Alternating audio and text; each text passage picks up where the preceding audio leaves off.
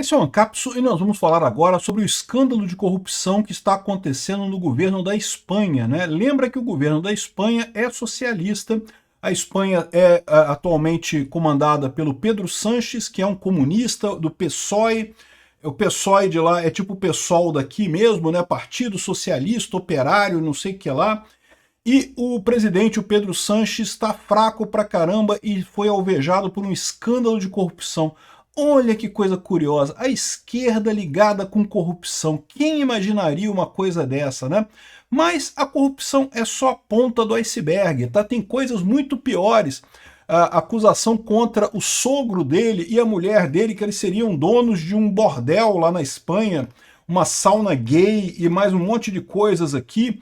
E também tem um outro problema, que é um problema similar ao que o Lula tem aqui no Brasil também, né? O Lula, além de ser corrupto, tal como o Pedro Sánchez, além de viver com pessoas com reputação questionável, ele também tem histórias ruins, tem casos ruins de políticas para o país, né? Então, por exemplo, a esquerda insiste na lei da habitação, uma lei que já deu problema lá na Espanha. Também tentou ajudar os entregadores de aplicativo e ferrou com os entregadores de aplicativos todos lá na Espanha. A Lei Rider, que era uma lei que dava um monte de direitos para entregadores de aplicativos lá na Espanha e que acabou com o negócio de entrega de aplicativo lá na Espanha.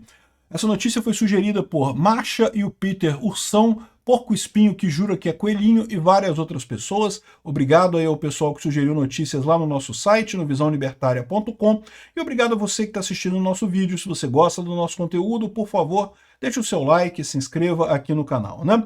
Pois bem, dezenas de milhares de pessoas protestaram em Madrid contra o governo do Pedro Sánchez, uma grande manifestação ali. Uma grande manifestação lá em Madrid, com pessoas com a bandeira do país, com a bandeira da Espanha, né? O político da direita, o Feijó, organizou o protesto e um monte de gente compareceu lá contra o Pedro Sánchez, né? Mas por que eles estão fazendo esses protestos todos, né? Bom, aqui está a causa principal dos protestos, que é a revelação de casos de corrupção do Pedro Sánchez. Já tem vários casos de corrupção no passado, a esposa dele já foi acusada de corrupção em outras situações. Agora saíram escutas do PSOE. PSOE é o partido dele lá, é parecido com o PSOL aqui do Brasil, é a mesma coisa, Partido Socialismo Operário, não sei o que lá. E é um caso de corrupção que impacta o governo, um monte de gravações que acabaram sendo liberadas agora, e as gravações falavam, por exemplo, um ministro pediu: eu preciso de algo de dinheiro, chefe. Pô, manda dinheiro aí, cara. Precisando de grana, pô. Tem que ter corrupção, cadê a bufunfa? E aqui, ó, necessito de algo de dinheiro, chefe, porque senão, porque dei tudo a ele. Quantos demos? 60? 60 deram agora? Sim, mas eu, né? Tem que ficar ali em torno de 100 e 10 para você, né? Ou seja, ele está falando de 60 mil euros, tá? Não é 60 euros não, tá 60 mil euros, o que é dinheiro pra caramba, né? Um monte de corrupção aqui, tá as gravações aqui dos vídeos do cara. Sí, necesito algo de dinero, jefe, porque se lo di todo a él. ¿Cuánto le dieron? 60. O pessoal falando baixinho, porque certamente estão com problema, sabem que é coisa errada, né? Enfim, as gravações complicam a ex-presidenta da ANDIF também, que é a Administração de Infraestruturas e Ferrovias, que também estaria envolvida nessa corrupção. Como todo governo de esquerda, absurdamente corrupto, cheio de corrupção para tudo quanto é lado. Isso é natural, as pessoas acham que isso é um problema, um erro do sistema. Não, isso é de propósito, é por desenho. Governo de esquerda gostam de corrupção, eles querem, eles funcionam na base da corrupção. A União Soviética tinha corrupção pra caramba. A Rússia, agora quando foi atacar a Ucrânia, descobriu que tinha corrupção pra caramba no exército, destruiu o exército russo inteiro por conta de corrupção, né? Aqui, ó. Se bem que quantidades que Koldo solicitavam foram oscilando em algum momento e coisa e tal. Bom, tá contando aqui os casos de corrupção aqui. O fato é que não é o primeiro caso de corrupção do Pedro Sánchez, ele já quase perdeu a última eleição por conta disso, mas ainda fizeram aquele esquema que a esquerda tem feito aqui no Brasil também, de fazer de tudo que é possível e mais alguma coisa para continuar no poder, né? Continuou no poder, mas a verdade é que a oposição está reunindo um monte de gente contrário ao Pedro Sánchez em protestos enormes lá em Madrid por conta desse caso. Ele vai acabar afundando a esquerda lá, tal como o Lula está afundando a esquerda aqui no Brasil, né? Aqui, ó, o Pedro Sanches pediu perdão pelos escândalos, pediu desculpas, mas disse que não vai abdicar, não, que ele não vai convocar novas eleições. Lá eles têm o regime parlamentarista, então no caso dele, ele é o primeiro-ministro, não é o governante, né? Mas ele que comanda tudo, ele que toma todas as decisões.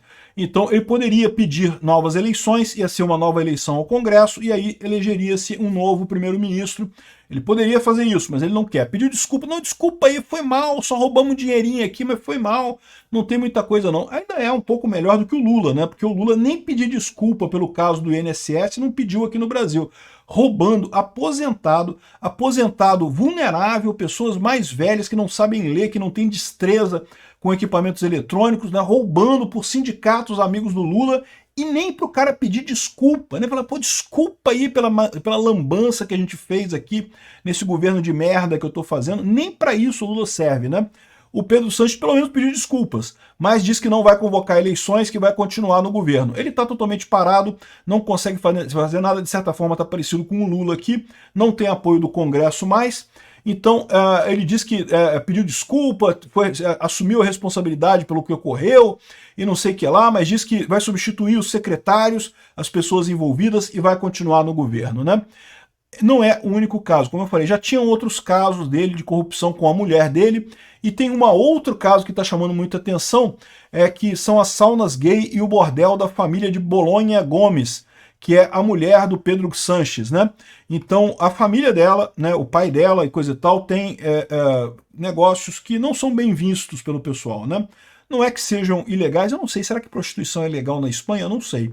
Esse pessoal lá costuma ser mais rigoroso, né, mais moralista do que a gente aqui no Brasil, então eu não sei se prostituição é ilegal lá ou não, mas enfim, no final das contas tem esse escândalo também da mulher dele, que já era acusada de corrupção e coisa e tal, de problemas com isso daí. Agora, o que mais chama atenção é que além desses problemas da corrupção, o grande problema da esquerda lá na Espanha é justamente o mesmo problema do Lula aqui. Não consegue fazer nada. As soluções que ele inventa não resolvem os problemas, né?